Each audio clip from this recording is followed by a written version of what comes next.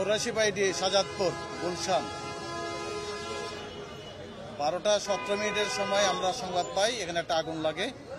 আমাদের Baridhara fire station থেকে 2টা ইউনিট ঘটনাস্থলে রওনা দেয় এবং 10 মিনিটের ভিতরেই আমাদের ঘটনাস্থলে এসে পৌঁছে থাকে 6তলা ভবন, নিচতলায় হইল হার্ডওয়্যারের দোকান, 2তলায় হইল একটা বিউটি পার্লারের দোকান এবং 3তলা থেকে 6তলা পর্যন্ত আবাসিক ভবন।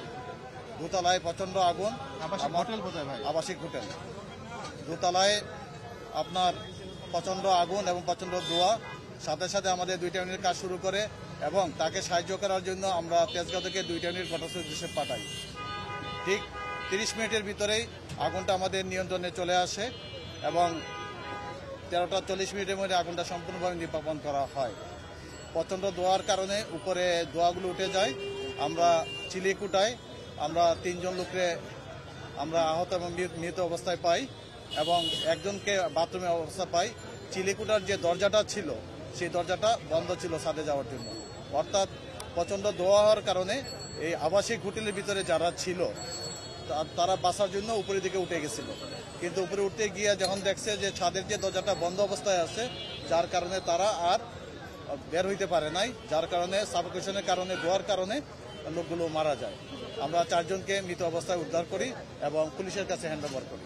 কি কারণে অগ্নিকাণ্ড আপনাকে জানতে পেরেছেন প্রাথমিকভাবে? আগুনের কারণটা কোথা থেকে শুরু হয়েছে, কিভাবে হয়েছে? আগুনের কারণটা আমাদের তদন্ত সাপেক্ষে, যেহেতু আমরা কাউকেই মালিক কর্তৃপক্ষ কাউকেই পাই নাই এখানে, যার কারণে আগুনের কারণটা তদন্ত সাপেক্ষে এবং ক্ষয়ক্ষতির পরিমাণটা তদন্ত সাপেক্ষে। কমিটি কি গঠন করা হয়েছে? না, কমিটি গঠন করা হবে। আহত আছে কি নাকি? 2 জনকে আহত অবস্থায় আমরা উদ্ধার করি। আচ্ছা, যে ভবনটি এখানে কি আগুন ফায়ার ফাইটিং সিস্টেম ছিল?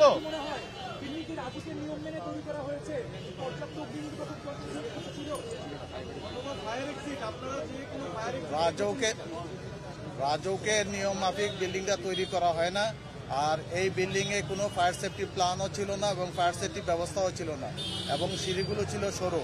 3 ফিট থেকে 3 ফিটের মতো একটা সিঁড়ি ছিল, এই সিঁড়িতে উপরে উঠতে ছিল এবং সিঁড়ির পাশে যে জানালাগুলো ছিল জানালাগুলো কাঁচ দিয়ে বন্ধ করা ছিল।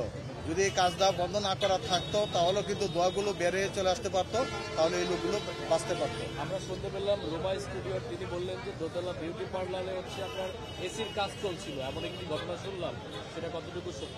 এটা আমরা এখনো আমরা দেখছি কি কাউকে পাওয়া যায় নাই, অর্থাৎ আগুন লাগার পর কাউকে পাওয়া যায় নাই এবং কোথায় কাজ করতেছিল তাও দেখা যায় নাই এবং সরেজমিনে আমরা দেখছি যে কাউকে দেখা যায় নাই। অতএব এই ঘটনার সম্বন্ধে আমরা এখন কোনো মন্তব্য করতে পারবো না।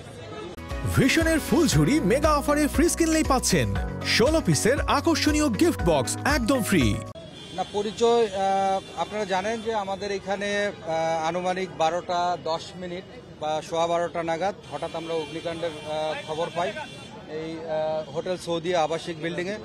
এখানে আমরা খবর পেলে আমরা পুলিশ এন্ড থেকে আমরা দ্রুত এখানে পেট্রোল টিম এসেছি, পুলিশ থেকে আমরা আমাদের নজরদারি অব্যাহত রেখেছি, পাশাপাশি ফায়ার সার্ভিসও এসে অলরেডি আগুন আপনারা জানেন এখন নিয়ন্ত্রণে আছে। তো 4টা ডেড বডি আমরা পেয়েছি, ডেড বডিকে আমরা মেডিকেলে পাঠিয়ে দিয়েছি, ঢাকা মেডিকেল কলেজে আছে, সেখানে লাশ শনাক্ত সহ পরবর্তী যে মেডিকেল রিপোর্ট আমরা পেলে আমরা আইনানুগ ব্যবস্থা গ্রহণ করব।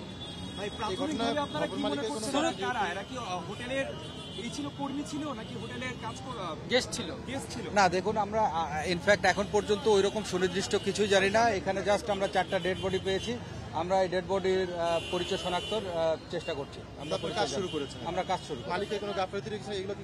ডেফিনেটলি এই বিল্ডিং আসলে এটা আমাদের কাছে মনে হয়েছে একটা ছোট বিল্ডিং। এখানে এই 6 তলা 7 তলা কিভাবে হলো বা এই বিল্ডিং এর অনুমোদন ঠিকমতো ছিল কিনা, আইনানুগ যে বিষয়গুলো যাচাই বাছাই করা দরকার সেই সবগুলোই আমাদের তদন্তের মধ্যে চলে আসবে ইনশাআল্লাহ। ডেফিনেটলি মামলা হবে। এইটা আমরা আগে মেডিকেল রিপোর্টটা পাই, দেন আমরা বুঝতে পারবো যে এটা কি হত্যা মামলা হবে নাকি অপমৃত্যু মামলা হবে। আমাদের মেডিকেল রিপোর্টের সাথেও এই বিষয়টা চিন্তাভাবনা করে দেখতে হবে। প্লাস এখান থেকে আমরা পরিচয় শনাক্ত করি লাশের, তাদের যারা ওয়ারিশান আছে তারা কিভাবে তাদের অভিযোগটা আসে, সবকিছু মিলাই। আর